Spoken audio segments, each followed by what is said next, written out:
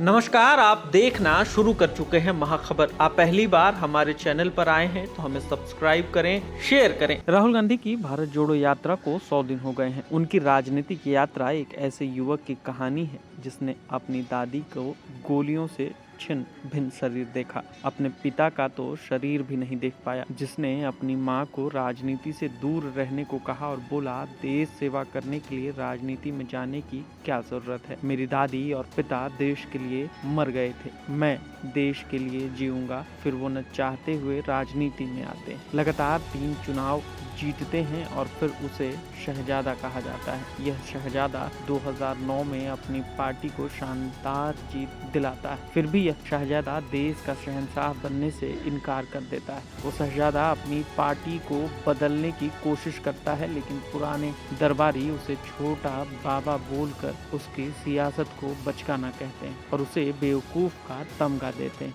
और इसी बात को एक शातिर गुजराती व्यापारी और उसकी गैंग पकड़ लेती है और उसका नामकरण पप्पू कर देती है। नैरेटिव सेट हो जाता है। एक पढ़े लिखे समझदार युवा को एक नियमित 10वीं पास नेता की भक्ति गैंग सार्वजनिक रूप से पप्पू बोलकर ट्रोल करती है और मीडिया से लेकर मिडिल क्लास तक इस नैरेटिव को 5 साल तक खूब जीते हैं और इस नैरेटिव के कारण 2019 का चुनाव भी हार जाता है। ईमानदार नेता कांग्रेस का अध्यक्ष पद फोड़ देता है और परिवर्तन की सारी उम्मीदें छोड़ देता है। जब हमें एक समाज के रूप में इस हारे हुए और सिस्टम से निराश व्यक्ति के साथ खड़े रहने की आवश्यकता थी, तब हम ट्विटर और फेसबुक पर पप्पू का निम्नतम श्रेणी के जोक बनाए जा रहे थे। यह हमारे समाज की दशा और दिशा बताने के लिए काफी।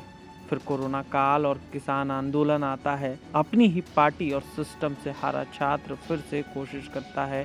समाज द्वारा पप्पू घोषित किया गया नए छात्र सिरे से राजनीति पढ़ना और करना शुरू करता है। वे लोग तथ्यों के साथ काले कानूनों से होने वाले खतरे और उससे लड़ने का उपाय बताना शुरू कर देता है, लेकिन सिस्टम, सरकार और लोग उसे पप्पू समझकर तिरस्कृत कर देते हैं। लेकिन अचानक से उसकी बताई हुई एक एक बात सच होने लगती है। सारे उपाय सरकार देर से ही सही लेकिन धीरे धीरे स्वीकार करना शुरू कर देती है। वो पप्पू नोटबंदी, कोरोना और किसान कानून पर सही निकला है। देखना वो चालाक चीन पर भी सही निकलेगा, जिससे पप्पू का आज मजाक उड़ाते थे, आज वही मजदूरों, गरीबों और किसानों की आवाज बनकर पूरे भारत की यात्रा कर रहा है। आज यही सिस्टम अपने बनाए पप्पू को पास 100 में से 100 अंक देकर पास कर रहा है। मतलब सिस्टम बदलने को तैयार है।